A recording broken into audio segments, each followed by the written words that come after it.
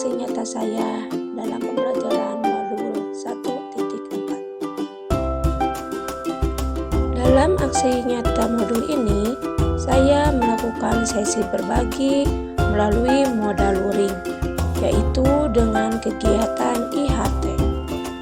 Pelaksanaan IHT ini, saya mengundang rekan-rekan dari KKG Gugu 1 Cijeunjing sebagai salah satu komunitas praktisi saya. Berikut adalah tayangan selama pelaksanaan IHT. Assalamualaikum warahmatullahi wabarakatuh. Di guru penggerak, Bu, Pak, ada 3 modul yang kami harus selesaikan, dan untuk tahap ini masih berada di tahap modul 1, yaitu modul 1.4 tentang budaya positif.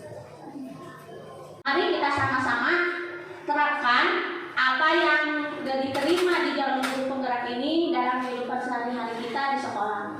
Di antaranya yaitu tentang budaya positif. Budaya positif sebetulnya dengan kata sederhananya adalah kebiasaan yang baik. Budaya kebiasaan yang positif itu baik. Di sekolah tentunya kita sudah menerapkan budaya positif ini, tapi kadang-kadang tidak disadari bahwa itu yang dilakukan adalah budaya positif. Salah satunya menggerakkan anak-anak untuk cipta kebersihan. Setiap hari gogor-gogokan, ayo opsi, itu budaya positif. Yang tentunya diharapkan bukan hanya dampaknya pada saat itu di sekolah, tapi berlanjut sampai anak-anak bisa sadar, baik untuk dirinya sendiri maupun untuk lingkungannya. Nah, budaya positif di sini ada beberapa tahapan yang akan dilalui. Nah, ini ada pertanyaan. Apakah kita pernah melakukan hukuman? Pernah? Tentu pernah. Betul, Bu? Nah.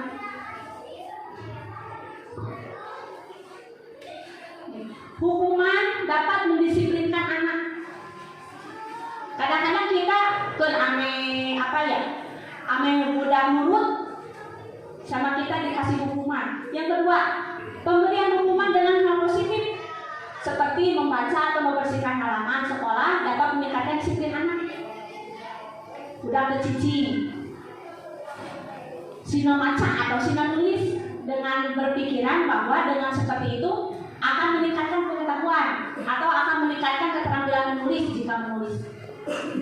Memberi penghargaan dapat meningkatkan motivasi belajar anak.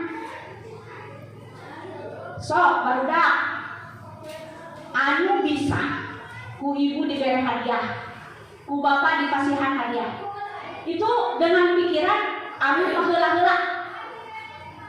Sekarang simpulin oke, pernah melakukan itu.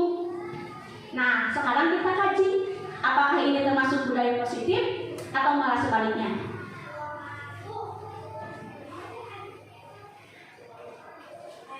Nah, ini topik yang akan kita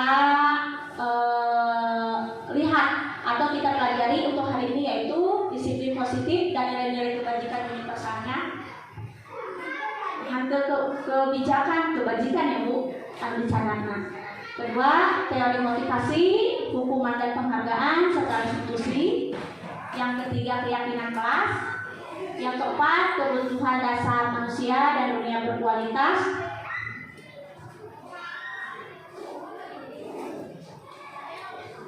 Yang kelima, posisi kontrol, dan yang keenam yaitu tentang segitiga restitusi. Untuk yang pertama yaitu kita tentang disiplin positif dan nilai-nilai kebajikan universal. Apa yang dimaksud itu dengan disiplin positif? Nah, pertama kita akan melihat tentang perubahan paradigma terlebih dahulu. Silahkan Bapak Ibu mengepalkan tangan. Bayangkan dalam kepalan Bapak Ibu itu adalah sesuatu yang sangat berharga dalam kehidupan Bapak Ibu. Yang paling berharga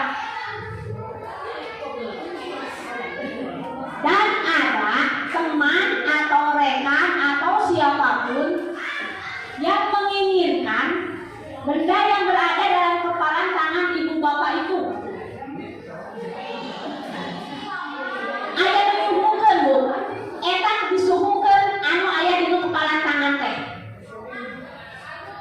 Silahkan ibu bapak pikirkan, apakah akan tetap menutup kepalan tangan ini atau akan membukanya dengan teman ibu atau siapapun itu membujuk ibu, membujuk, ngancam, menghati, merayu, menyuap dan sebagainya lah. Dengan dari itu ingin benda yang ada dalam genggaman tangan ibu bapak itu diserahkan. Apakah ibu akan membukanya atau tetap menjaga kepalan tangan itu, melindungi benda yang paling berharga itu? Kalau memang tetap mengepal, tentu ada alasannya. Adapun jika dibuka, tentu atau dikasihkan, tentu ada alasannya. Barangkali ibu bapak bisa memberikan pendapat bahwa saya akan ini dengan kepalan tangan saya karena ini. Ya, dengan alasan Bu. Alasannya kalau ini barang berharga, lebih berharga bila barang ini bisa dimanfaatkan oleh orang lain. Oleh bapak ibu yang lain tetap mempertahankan atau sama apa yang disampaikan oleh Ibu Sona, akan membuka dengan alasan bahwa lebih berharga lagi jika bisa dimanfaatkan oleh orang lain. Apakah ada yang tetap menutup? Misal saya tetap menutup kepalan tangan ini karena mendapatkan hal ini tidak mudah seperti memberikannya kepada orang lain. Saur paribasana mah abdi teh kayak mungkin ieu menanti peperket ayeuna nya sudah diterima, orang lain tinggal menikmati. Oh maaf, ada mungkin yang seperti itu. Apapun yang ada dalam benak Bapak Ibu, tentunya itu alasan yang tepat untuk Bapak Ibu membuka atau menutupnya. Terima kasih untuk Ibu Sona sudah memberikan tanggapannya. Nah, ini adalah jawaban dari kepalan tangan tersebut. Karena menurut stimulus respon, jika membuka mungkin dengan realita bahwa kebutuhan kita itu sama, makanya Ibu Sona memberikannya. Oh, sarua geuningan butuh ieu, jadi diberikan. Dan realita atau kebutuhan kita berbeda, bisa. Nah, ada yang mau saya di abdi mah ieu, ibu mah periodina ge ieu. Maaf, masih tetap saya kepalan tangannya. Yang kedua, semua orang melihat hal yang sama. Bahwa yang ada di kepalan tangan itu adalah hal yang sama. Pasti eta teh permen ya. Da urang ge butuh. Jadi wayahna bagi-baginya dengan persepsi bahwa semua melihat hal yang sama. Tapi maaf, oh meureun ditutup nama nu dilebet teh anu das abdi mah periodina anu, jadi tetap mempertahankan untuk ditutup. Itu bisa mencoba mengubah arah agar berpandangan sama dengan kita. Tanpa kita sadari dalam kehidupan sehari-hari kita di sekolah, terkadang kita bersifat egois ke anak. Anak kudu nurut ke urang, berpandangan sama dengan kita. Padahal pada kenyataannya kita harus memahami bahwa anak-anak juga memiliki pandangan yang berbeda. Cek ibu mah, iya teh buah teh amis dah. Ibu iya teh asem, cek abdi mah. Itu bisa terjadi ya dalam masakan saja. Kata Ibu Sona apa sih teh masakan teh? Kata Pak Yeye mah kurang uyah, kalau asin teuing biasa. Orang lain bisa mengontrol saya. Maaf, berdasarkan kontrol dunia, hanya Anda yang dapat mengontrol diri Anda. Tidak bisa dikendalikan oleh orang lain. Seperti tadi hamparan tangan. Ibu Sona tetap membuka dengan alasan seperti itu. Tapi kayak gini saya tetap menutup. Karena kontrol ada pada diri masing-masing. Kemudian saya pemaksaan ada pada saat rujukan gagal. Di sekolah, kalau misalnya menemukan anak terus diolok, kadang-kadang nyesek, pada akhirnya pasti lumpaknya dipaksa. Nah ini penerapan budaya positif ini di sini. Padahal kolaborasi dan konsensus menciptakan pilihan-pilihan baru. Sok atuh, hamana moyongna. Tapi tidak menutup kemungkinan Bu, ketika kita muntos poekeun menghadapi lomba lah ayeuna. Cok urang budak eta teh harus dipupuk, budak teh keur dahaya ka puisi bertolak belakang Bu. Biasa anak menurut pandangan kita, anak yang punya potensi bakal bisa di nusagalana. Ku ieu betul, ku itu betul. Padahal mungkin ada yang terpendam dari anak lain, tapi kita tidak melihatnya, tidak menggalinya. Kadang-kadang tinggal lihat terus dewasa, gini gitu. Anak itu teh bagus, tapi hanya bersakolana seperti itu. Metode berpikir menang kalah, ada yang menang, ada yang kalah. Tapi kita terapkan dengan berpikir menang-menang. Dengan kamu ikut lomba bisa tampil di depan pun kamu sudah menang. Nah, ini merupakan teori kontrol yang biasa saya pribadi melakukan ini, mengontrol murid.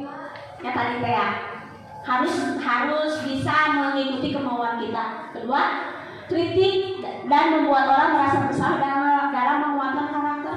Contoh, tuhnya ketika misalnya yang tadinya sama kita anak itu mau lomba harusnya tadi pupuk, ikutnya ke puisi. Tuhnya coba langsung ke pupuk.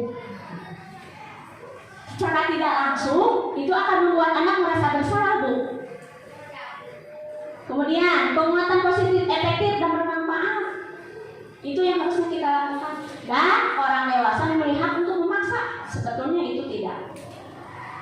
Karena anak-anak pun bisa memaksa kepada kita. Pada akhirnya itu ketika kita memaksa kepada anak, anak pun akan berbalik, akan memaksa itu. Atuh budak Bu, karena kita pun tanpa sadar melakukan itu. Atuh ayolah, pokoknya jadi begitu, ayo. Nanti anak akan kembali ke kita. Atuh budak. Ternyata memang awalnya dari perilaku yang kita berikan kepada anak juga. Nah, sekarang baru masuk apakah disiplin itu? Disiplin adalah merubah sesuatu yang dilakukan seorang pada orang lain untuk membuat kepatuhan. Kecenderungan umum adalah menghubungkan kata positif dengan ketidaknyamanan. Dengan tadi, jika kita menerapkannya berhubungan dengan hukuman, bukan dengan apa yang kita hargai atau mencapai tujuan yang mulia. Terus dalam kenyataan sehari-hari, contohnya dalam menerapkan sikap disiplin bebersih, kumaha tuh dah hoyong teh ngaborobok wae. Da barudak teh kadang cuek. Kita sasapu, ibu guru, bapak guru sasapu ibadah meda. Kadang-kadang mohon. Jadi kumaha tuh? Apakah harus dengan hukuman tadi? Ame disiplin teh atau bagaimana? Nah, sebenarnya nilai disiplin itu kita bisa terapkan tidak seperti makan cengek saat ini diterapkan, saat ini pun terasa. Dari mulai masuk, khususnya di SD ini Pak Kepala kesini bulan Maret, dan ternyata baru bisa dilihat terhadap anak murid SD Cijeuni itu bulan sekarang Bu. Maaf, awalnya pagi-pagi cuek kamu sasabu bebersih. Pak Kepala di tiap upacara ngadios. Cuek. Tapi setelahnya terus menerus, ayo di toilet, terus di kelas juga diyakinkan. Ayah ini anu sasabu duaan. Gugurung kamu ya kan duaan teh. Hei atuh bantuan hayu, Ngaringkang takol bel cuekan. Nah, baru 2 minggu sekarang ketika ada bel terus dibunyikan, mereka langsung tangkap. Oh, ini perlu opsi. Langsung berada di posisi tempatnya masing-masing. Kelas ini di sini, kelas ini di sini. Jadi berarti tahapan yang saya amati dari mulai bulan Maret sampai saat ini itu berjalan 4 bulan, Bu. Pak, baru anak-anak tergerak, bukan tergerak berarti sedikit demi sedikit. Dengan harapan nilai-nilai kebajikan yang universal yang diperoleh itu adalah seperti dalam hanya kurikulum merdeka, ibu bapak langsung paus kurikulum merdeka ada para sendiri pelatihan. Ada yang dinamakan dengan profil pelajar Pancasila. Apa nilai kebajikan yang harus diperoleh? 1. Beriman, bertakwa kepada Tuhan Yang Maha Esa dan berakhlak mulia. Yang kedua, mandiri. Yang ketiga, bernalar kritis. Yang keempat, berkebinekaan global dan gotong royong serta kreatif. Beriman, bertakwa kepada Tuhan Yang Maha Esa. Tentunya itu berhubungan dengan hubungannya dengan Tuhan. Apakah bisa dilihat? Itu dikembalikan lagi, Bu. Da urang teu tiasa ngajongker ibu dak teh di bumi nu salat teu. Maos teu. Hanya yang dapat bisa kita lakukan komunikasi dengan orang tua. Yang kedua, mandiri. Untuk kelas rendah bisa dilihat kemandiriannya. Mungkin kalau pas masuk diantar sama orang tua, nah terus berjalan ayeuna 2 sasi, alhamdulillah sudah bisa sendiri. Itu sifat kemandiriannya sudah terlibat. Bernalar kritis. Ketika misalnya kita di kelas menyampaikan pembelajaran, anak-anak langsung ada guna, nah gitu. Kadang-kadang anak-anak itu lebih cerdas daripada kita, Bu. Apalagi sekarang didorong oleh kemajuan teknologi. Anak-anak di HP banyak sekali yang bisa dieksplor dari HP. Kadang-kadang kita juga terteter, Bu, di sekolah ketika penerapan pembelajaran dengan metode kuisis. Pernah saya lakukan itu. Saya dikhawatirkan di rumah itu, aduh ini anak bisa nggak login gitu masuk. Tapi setelah diterapkan justru cepat. Awalnya juga ketika puisi saya tidak menemukan bagaimana caranya HP itu berbicara membacakan soal. Ada salah satu siswa perempuan, kenapa nggak dibaca? Ibu udah nggak ada ngukur soalnya. Terus, abi makan tuh nawalan gue. Mana coba dia ngupikeun dihurufkeun diaos ku soal apa yang dimaksud? Kayanjeunna kantor nawalan. Jadi sebetulnya anak-anak ini adalah anak-anak generasi Z, betul. Kurang kayak di mana tuh? Abi ge buka di mana buka di mana generasi aya. Berkebinekaan global. Nah, global di sini menyeluruh. Bisa dari teknologi berkebinekaan bermacam-macam menyeluruh. Nah, justru kita itu jangan ketinggalan. Ada abiman, sepuh, punten-punten. Tapi dengan hal yang sederhana saja. Dari teknologi WA, punten-punten. Ayeuna mah kan urang laki nelpon tinu telepon biasa, pasti nyadakna tinu telepon WA. Tapi alhamdulillah bapak-bapak ibu guru tatos biasa eta mah. Dina grup kan urang ada malah guru komunikasi lebih cepat. Berkebinekaan global, bergotong royong dan kreatif. Bisa diciptakan di kelas. Jadi pembelajaran itu tidak harus berada di bangku, Bu. Biasa bicara kalau bisa. Justru nanti kalau di luar anak-anak lebih kelihatan gotong royongnya. Sasapuluh bersila. Kreatifnya juga kelihatan. Nah ini teori motivasi perilaku manusia. Ada yang disebut dengan motivasi eksternal atau dari luar. Karena satu yang tadi kembali lagi ke hukuman. Kadang-kadang hukuman itu hanya membuat berpikir saya takut dihukum jika tidak melakukannya. Tapi itu bisa terjadi berulang-ulang, Bu. Tanpa di luar pengawasan bisa dilakukan. Ada ibu lagi ke ayah, bapak ibu guru lagi ke ayah, biasanya memang ke opsi oke, mau dihukum, karena ibu bapak guru katinggalian, tapi pada opsi. Yang kedua, mendapatkan imbalan. Tadi saya penghargaan. Ibu nana aja nama tadi pasihan hadiah atau ngawal teh akan ada kecanduan. Nah, beda dengan yang bawah. Untuk menghargai dirinya sendiri akan menjadi orang yang seperti apa apabila saya melakukannya. Contoh, tadi mau opsi, namun abdi juga melakukan beberapa tadi di sekolah kotor. Ada yang ngajak, ada yang sangat. Itu motivasi internal dari dalam dirinya tanpa paksaan. Abdi lamun ayeuna teu ngerjakeun PR, berarti ke abdi anu. Tapi da moal dihukum da ibu mah tara hukum. Tapi ke abdi meureun teu ngartos, itu yang diharapkan. Bukan berarti berbeda dihukum oge da ibu eta mah teh tos nampok geus seuri deui. Ada yang seperti itu. Tapi kalangan hukum abdi pribadi, kamu ibu molotok bae teh sieun gitu Bu. Betul Bu, di kelas abdi da ibu mah kan tos nampok teh seuri deui. Berarti setelah mempelajari ini, oh ternyata memang ada kesalahpahaman saya menyampaikan perilaku positifnya nih kepada murid saya. Nah, setelah disiplin, ada yang dimaksud dengan restitusi. Menurut Gusen, bahwa restitusi adalah menciptakan kondisi bagi murid untuk memperbaiki kesalahan mereka, sehingga mereka bisa kembali pada kelompok mereka dengan karakter yang lebih kuat. Nanti di bagian ke-5 berarti ada segitiga restitusi. Di sana akan ditanyakan bagaimana penerapan restitusi ini. Nah, ini restitusi. Bukan untuk merebut kesalahan, namun untuk belajar dari kesalahan. Memperbaiki hubungan, tawaran, bukan paksaan.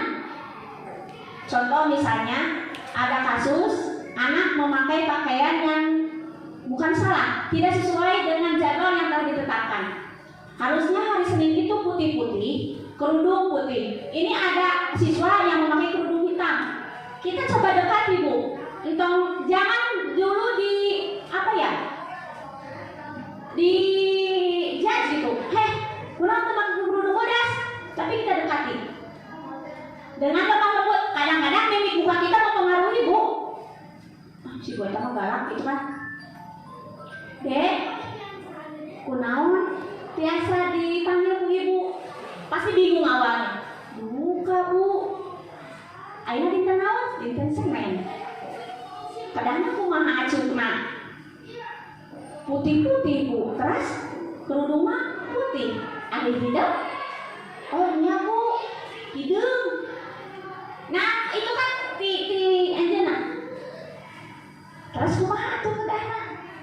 Bodas Bu, kunaon? Nah kita cari dulu alasannya.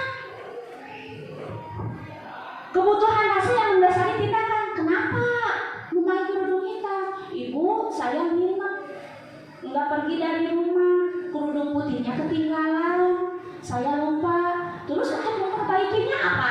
Pada solusi. Iya Ibu, nanti besok dan seterusnya saya akan memakai pakaian yang sesuai yang telah dijadwalkan. Akan mengembalikan murid yang berbuat salah pada kelompoknya. Dia tidak akan malu. Karena memang pertama kita memberikan perbaikannya tidak di hadapan orang lain. Jadi izin. Saya tidak malu untuk kembali, tapi coba pemikiran payun sanes. Pajama di payun sanes, karena suasana oke orang ada beten. Dia akan merasa malu. Tadi perasaan dipermalukan, apalagi kalau ditambah hukuman di depan orang lain. Ya, seperti itu mental anak. Nah, ini keyakinan kelas. Apa yang dimaksud dengan keyakinan kelas? Keyakinan kelas sebetulnya itu adalah hukum mata tertib. Kenapa sekarang disebut keyakinan kelas? Karena dikembalikan lagi Pak Bu, yang membuatnya itu dari anak langsung. Jadi anak kita digiring untuk membuat keyakinan kelas, peraturan kelas. Kan kalau tidak salah di tata tertib misal 15 menit sebelum bel berbunyi siswa harus hadir di lingkungan sekolah. Tapi pada keyakinan kelas itu bisa diperhalus. Misal, kami anak yang tepat waktu. Atau berpakaian rapi dan sopan. Rambut harus untuk laki-laki pendek, perempuan berkerudung harus dan bla bla bla bla. Ternyata hanya bisa disimpulkan menjadi penampilan dan pakaian kami adalah ciri kepribadian kami. Jadi maksud kami di sini dari anak-anak timbulnya. Bagaimana tentang keyakinan kelasnya? Nah, mengapa kita harus memiliki peraturan? Ini misalnya dalam sehari-hari menggunakan helm bila mengendarai kendaraan roda 2 itu adalah peraturan. Tapi ketika menjadi keyakinan, kata-kata itu bisa berubah. Helm kebutuhanku ketika berkendara. Jangan si helm teh upami angkat-angkatnya jadi selakun di payung, itu jangan kebutuhan mah. Ya aku.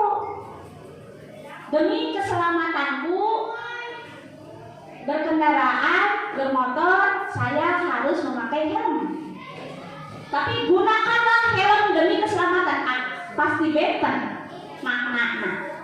Saya memiliki video ketika penerapan keyakinan kelas.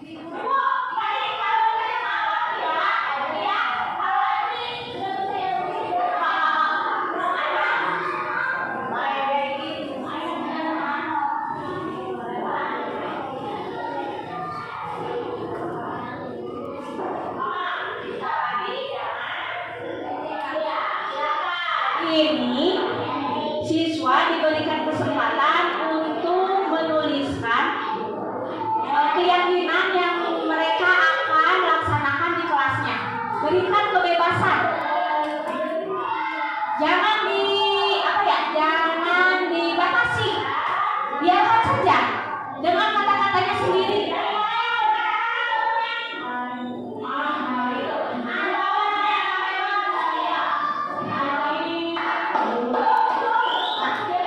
Ini suasana di kelas saya, Bu. Ada yang tepuk tangan, ada yang suit-suit, dibiarkan aja, Bu.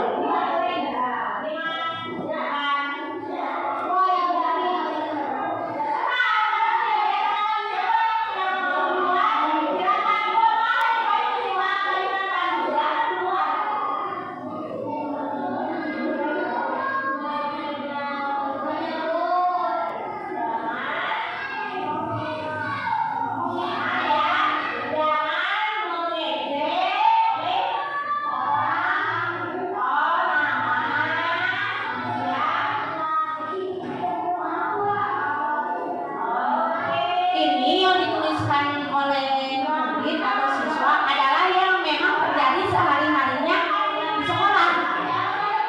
Di sini di kelas saya khususnya dengan sesama nama orang tua. Jadi sebetulnya sih bukan mengejek. Jadi misalnya ke salah satu siswa disebut nama orang tuanya. Tadi begitu. Ya betul. Anak perempuan ke ibunya, gitu. Terus sama saya ditanyakan, kenapa? Ibu, saya punya saudara di Cikobor, dan memang katanya yang di orang tua itu dipanggilnya nama anaknya. Kan berbalik ke saya pribadi, tersenyum Bu, jangan kami mohon banget, da ari di Cikobor kalau gitu. Bapak teh disebat Kunami Putra. Di sana abdi Pak Nur gitu. Padahal itu nama anak. Jadi anak-anaknya berpikir malah mereka itu bila menyebut temannya itu dengan nama orang tuanya. Tapi dengan asumsi untuk anak-anak buat apa yang sehat.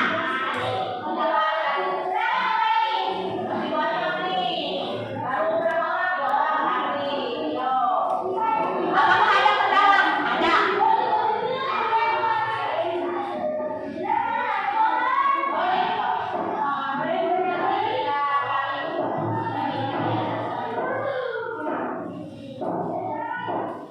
Nah, apakah di sini Ibu terlihat ada kendala? Ada, betul. Baik dari sisi murid maupun dari sisi guru itu ada kendala. Dari sisi guru harus betul-betul bisa menyampaikan pertanyaan yang merangsang agar anak atau memberikan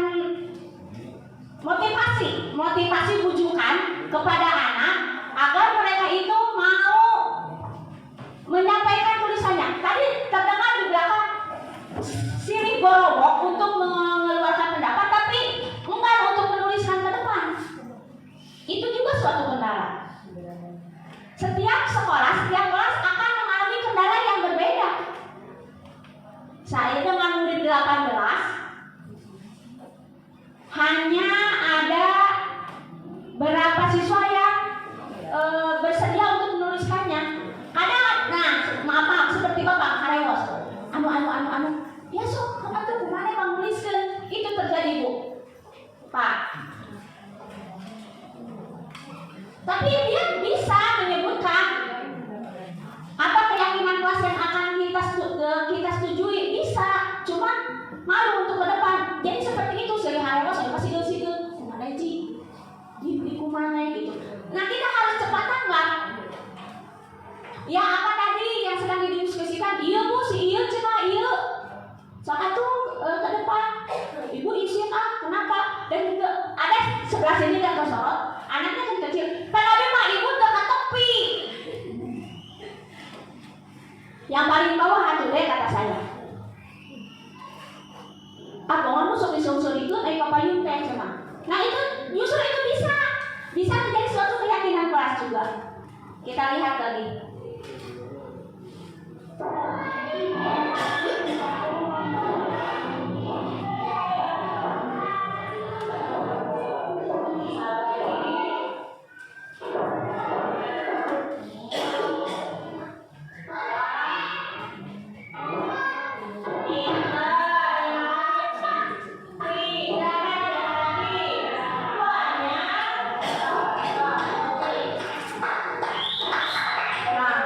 Itu anak ibu, anak yang paling belakang, yang paling besar badannya sweet ningali batu papayun.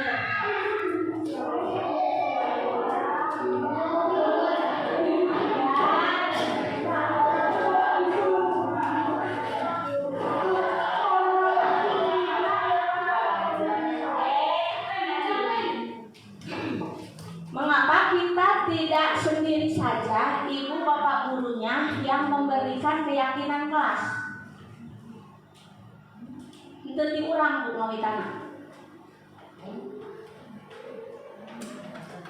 Tapi siswa atau murid yang mengeluarkan pendapat sendiri. Padahal kita bisa loh. Nomor 1 masuk 15 menit sebelum atau kita adalah kelas yang tepat waktu, bisa dari kita.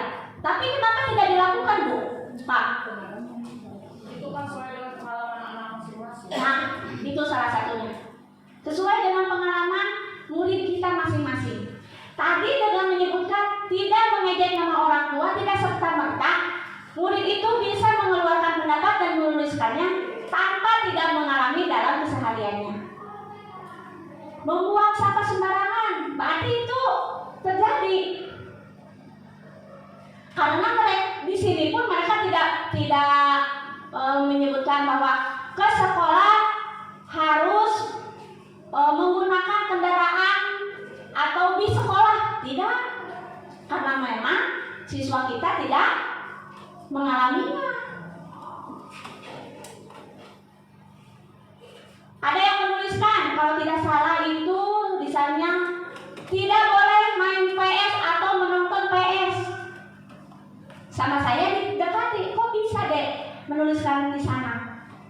Ibu udah memang sok ayah, tapi ke kantos. Terus kunaon dijadikan keyakinan kelas, abi disusuran buku mama, da atau CR. Apakah di sini ada teman di hadawasan? Apakah ada dari dia dari jangan sok miring? Ada bu. Berarti memang itu dari pengalamannya. Nah itu sekilas tentang video pengalaman keyakinan kelas.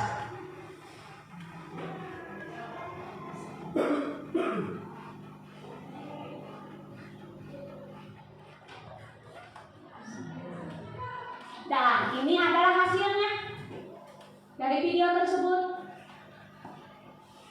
Tidak boleh, ya seperti itulah tulisannya, alami.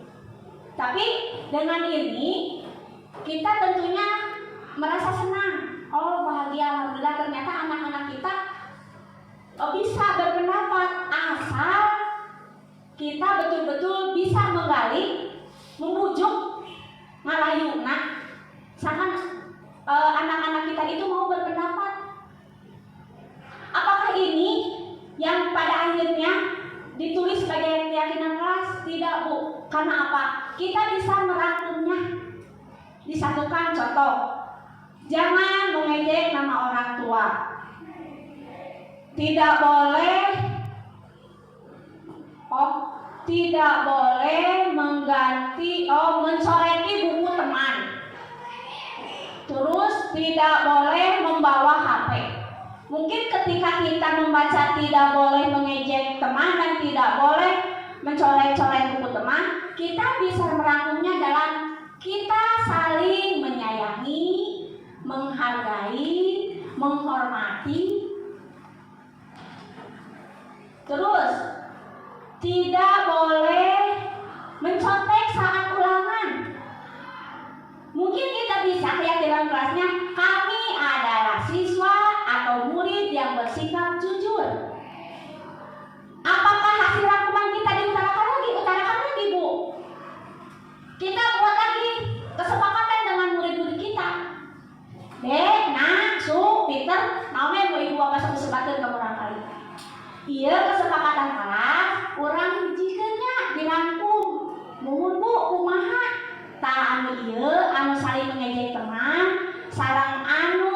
Tekenging nyoret-nyoret buku, urang biasa dihentikeun dinu saling menghormati, menghargai Bu, muhun sami terus mau deui saling menyayangi, muhun biasa. Karena ini anu palir teh anu palir mentah panginten. Ini hasil kesepakatannya yang telah kami rangkum keyakinan di kelas 6. Ketika ada kata, Ibu tidak boleh terlambat. Pokoknya 10 menit, jam 7 harus ada di sekolah karena mau opsi. Kita di sini bisa, kami warga sekolah yang tepat waktu.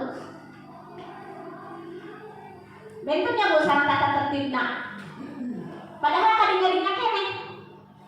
Yang kedua, membuang sampah ke tempat sampah. Tidak boleh mencoret-coret tembok. Tidak boleh mencoret-coret bangku. Pada kenyataannya ayeuna we bangku SD hiji pinu putih Maka bisa kita rangkum di Kami Cinta Kebersihan.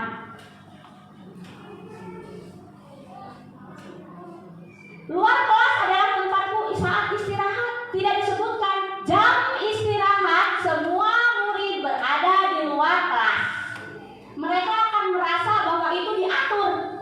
Tapi ketika hasil kesepakatan kelasnya kita rubah, jadi luar kelas adalah tempatku saat istirahat, akan lebih enak ke anaknya. Karena itu memang dari murid juga awalnya. Cuman kita terhalus. Ini disampaikan lagi Bu. Setelah dicetak ini kita sampaikan, ini keyakinan kelasnya. Dan maaf tidak terfoto, setelah ini dicetak, tanda tangani sama anak-anak. Dipajang, ditanda tangan. Bahwa betul itu merupakan hasil karya dari keyakinan kelas Ibu Bapak.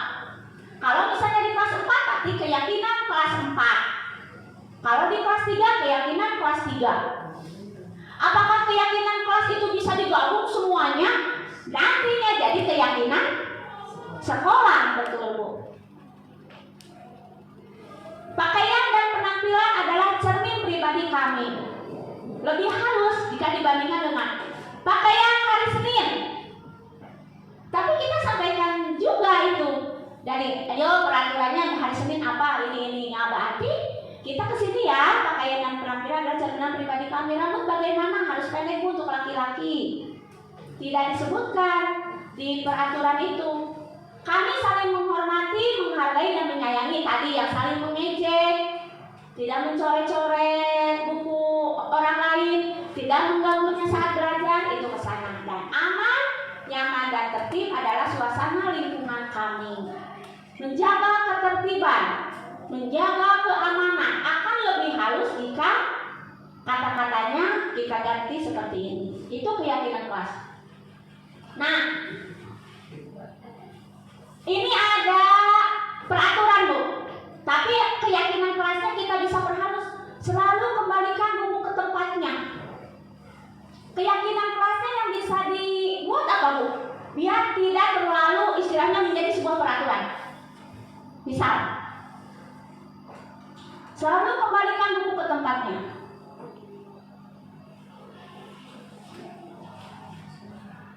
Contohnya, misal nilai kebajikannya menghormati, menghargai, gotong royong, disiplin, atau merawat buku, apalah. Yang kedua, dilarang mengganggu orang lain. Misalnya, saling menyayangi, itu keyakinan kelasnya. Kalau untuk selalu kembalikan buku ke tempatnya, bisa tanggung jawab, disiplin dan bertanggung jawab dalam menggunakan buku. Hadir di sekolah 15 menit sebelum pembelajaran dimulai. Tadi juga bisa, disiplin waktu. Dilarang melakukan kekerasan, saling menyayangi, saling menghormati, biasa. Nah, di sini dilarang menggunakan narkoba. Lumpatnya keyakinan kelasnya kan naon Pak Bu? Menggunakan narkoba. Kesehatan terus Bu.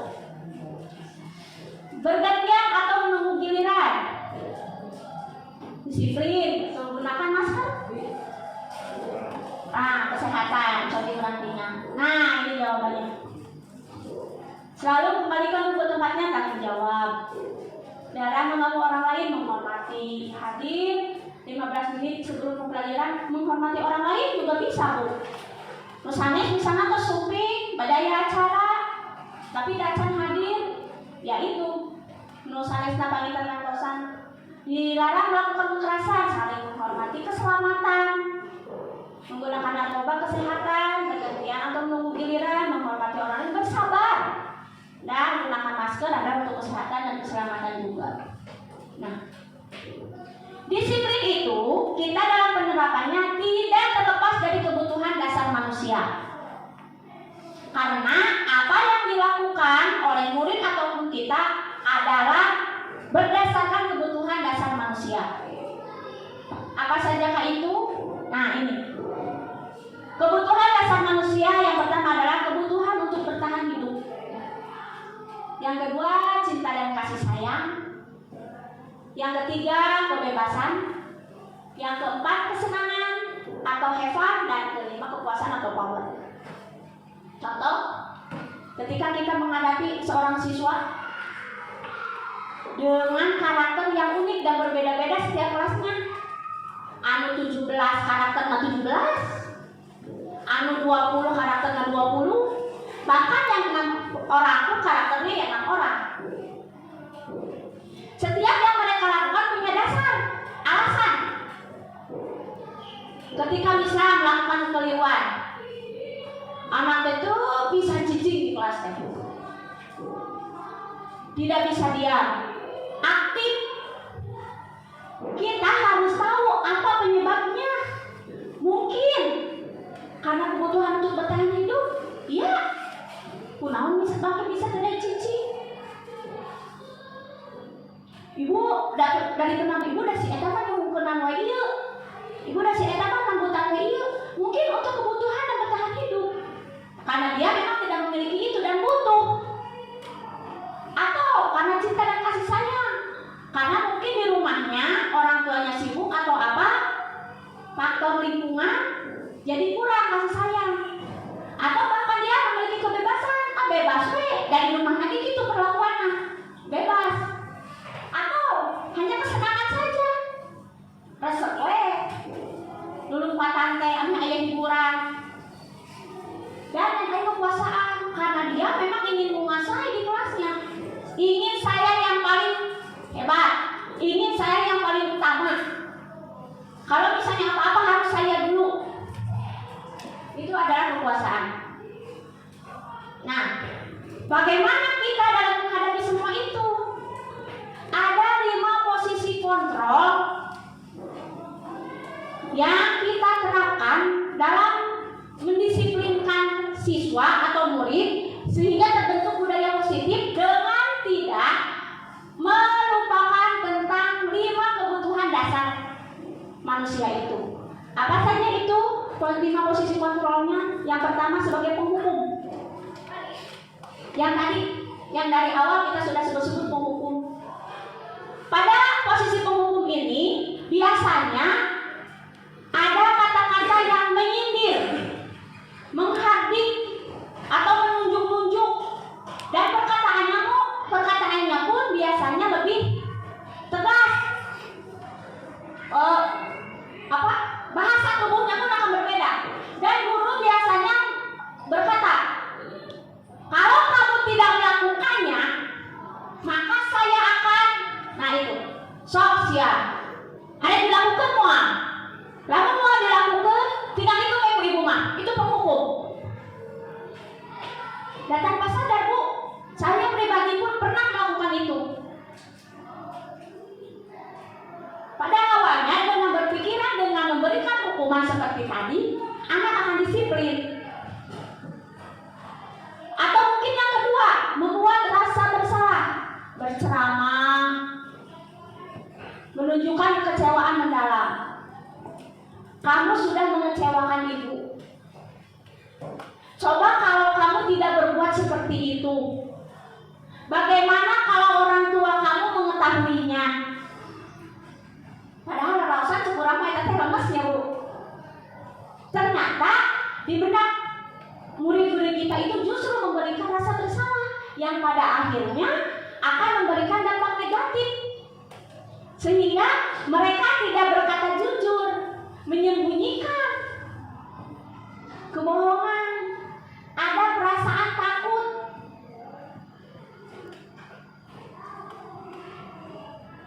Atau mungkin anak itu jadi suka membentak karena kita ketika menghukumnya pun dibentak.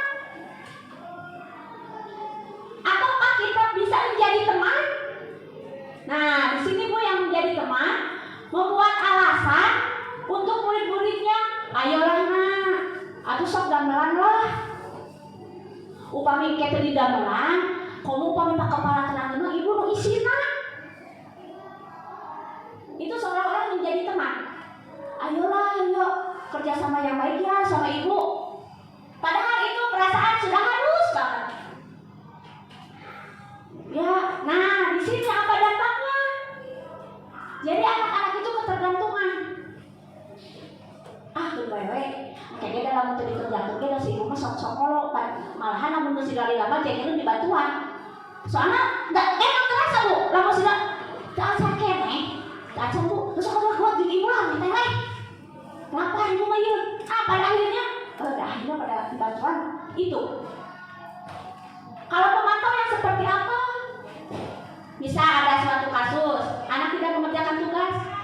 Kamu tidak mengerjakan tugas, ya. Kenapa?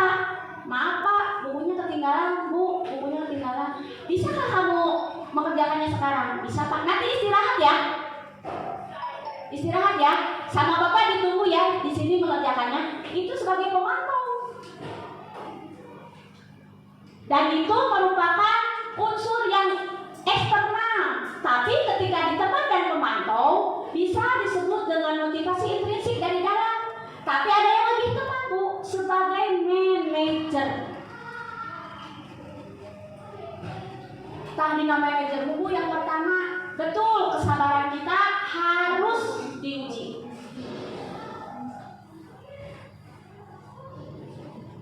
Betul-betul perkataan, bahasa tubuh, rentong suara, Bu. Anu tadi nasa gogorokan ya ini jadi lemes. Tapi tetap, walaupun disembunyikan, anak akan ngerti bahwa kita itu menginterogasinya.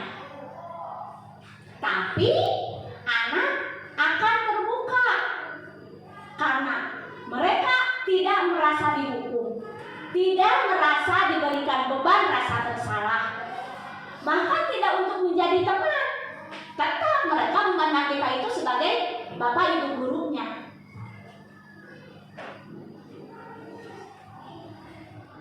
Saat kita menerapkan manajemen, ada segitiga restitusinya Bu. Aduh, masih seperti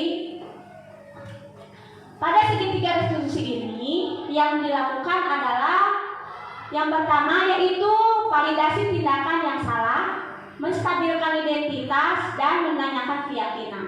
Jangan ada keyakinan yang tadi kita sudah lihat sebelumnya. Nah, ini untuk menstabilkan identitas. Untuk menstabilkan identitas, silahkan kita terapkan bahwa anak itu kita dekati, berikan hal positif agar anak bisa terbuka dengan perkataan bahwa kita juga pernah melakukan hal seperti itu.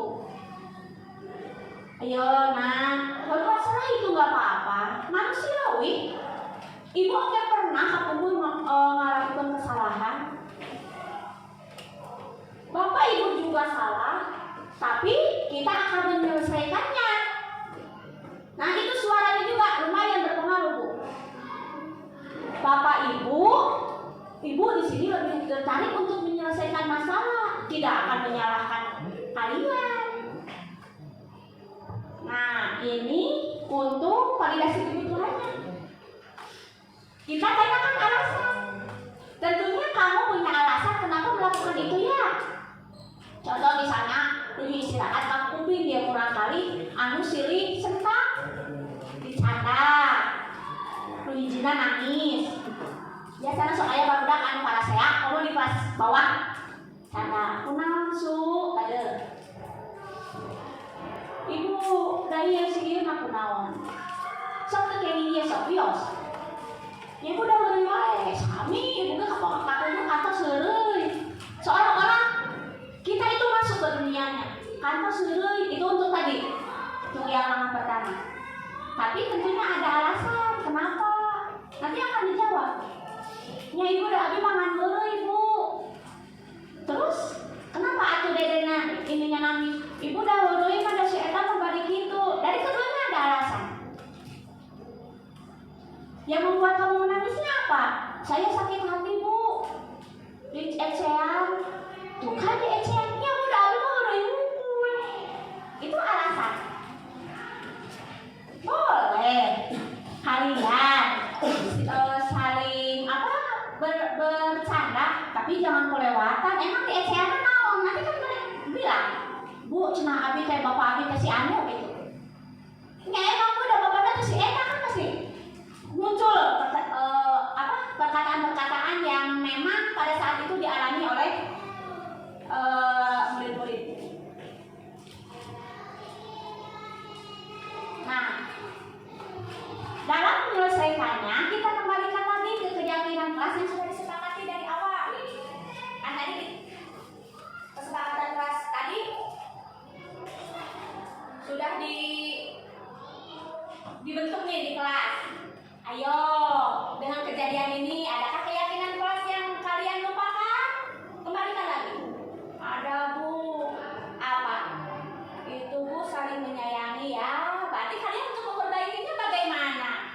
Ya bu, abi mau sekali lagi. Terus sekarang, maaf-maafannya bu. So, maaf.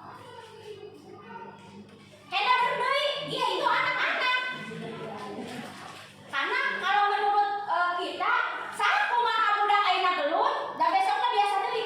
Beda jeung gelut kolot, umur-umur. Itu uniknya murid itu. Jadi ketika misalnya ada sesuatu hal, ya pada saat itu saja. Nanti kesananya ya biasa lagi.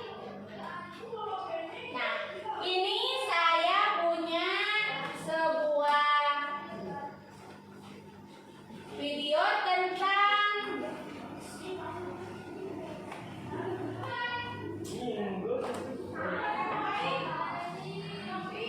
dan ini pun otomatis ketika penaikan bendera, anak ini memang tanpa sadar dia gitu bahwa kan ada sesuatu, dan saya pun diberikan kesempatan untuk menyelesaikan ini.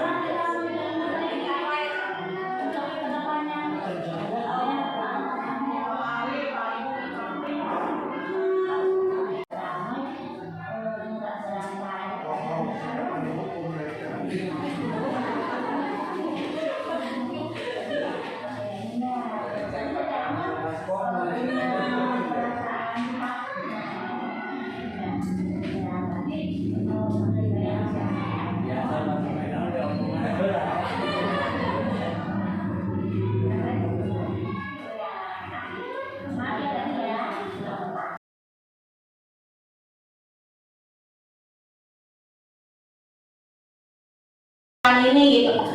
Dan Bapak Ibu pun tentunya pasti punya pengalaman yang sama menyelesaikan masalah dengan melihat latar belakang dari anak tersebut. Karena memang itu yang harus dilihatnya. Mengapa anak itu bisa melakukan itu, pasti ada alasan dan latar belakangnya. Demikian Bu, yang dapat saya sampaikan, dan ya sudah sampai video ini. Jadi ada dalam budaya positif ini kita harus satu untuk menegakkan disiplin itu. Tentunya yang pertama kita harus sebagai kontrolnya seberapa mana. Dari kontrol itu tidak melupakan kebutuhan manusianya.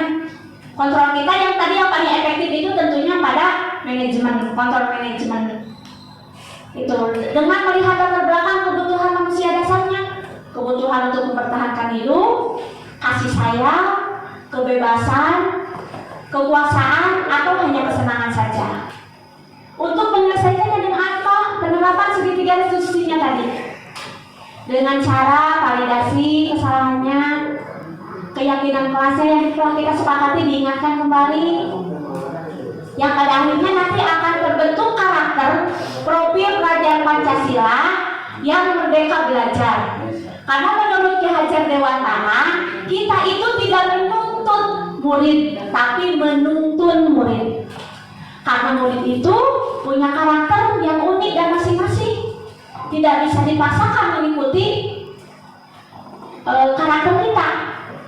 Karena sekolah itu sebagai ladang, anak sebagai benih, dan guru adalah petaninya. Kita hanya bisa memberikan pupuk, menyianginya, tanpa harus mengubah karakter padi menjadi karakter jamu.